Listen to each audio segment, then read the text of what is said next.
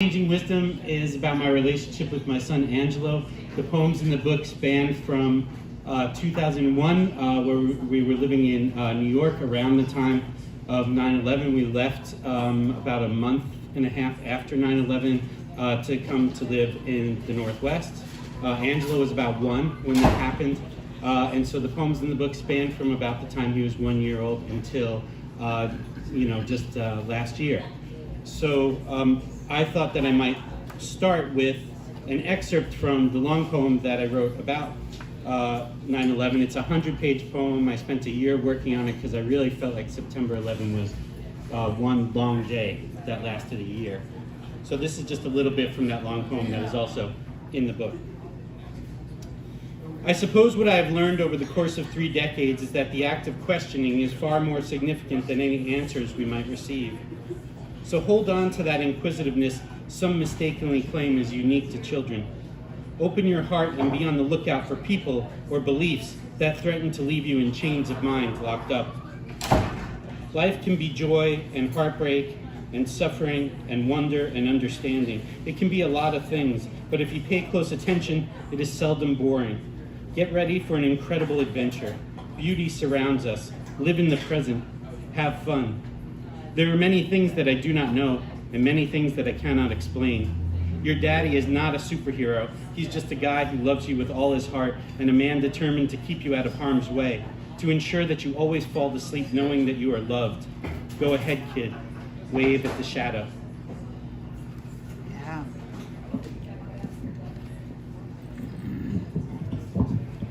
This next one is a transcription, so my dad recorded it, but they were my words from when I was significantly younger.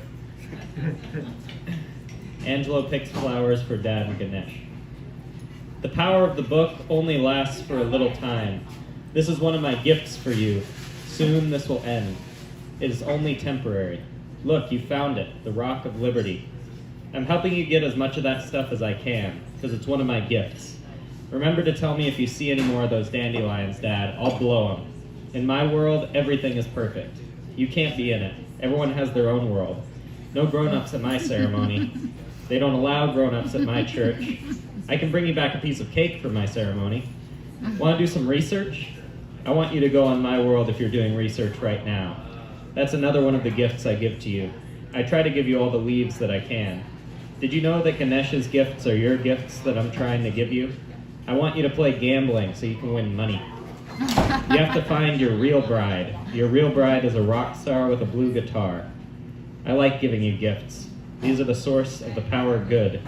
Give my word deep and rise. This shall tell us the way back home. Yes.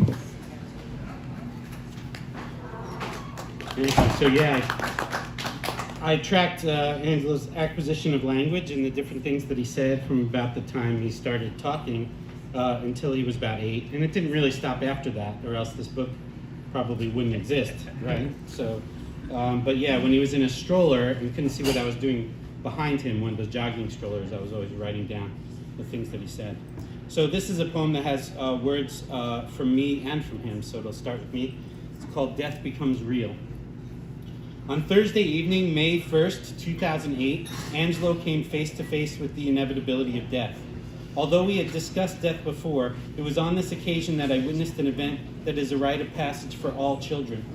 I watched his face change as the reality of his father's eventual demise became horribly, inescapably real.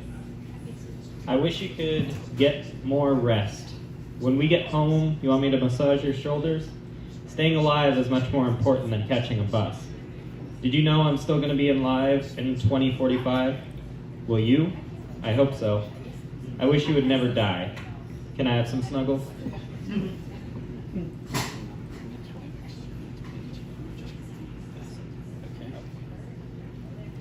Watching Inland Empire with an 8-year-old is not responsible parenting.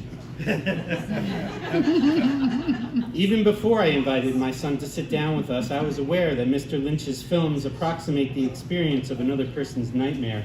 So I should not have been surprised at Angelo's terror when the phantom's maniacal, distorted face appeared. I may have mistaken his bravery for immunity. Who knows how often his rest has been disturbed by visits from Two-Face or second-rate primetime zombies. Who knows what effect the burned chunks of the mutilated soldier in the Valley of Elah had on his young mind? Who can blame him for worrying that some harm will come to me in the night, for holding me tight and whispering, "Be safe," each time his mother picks him up from my place?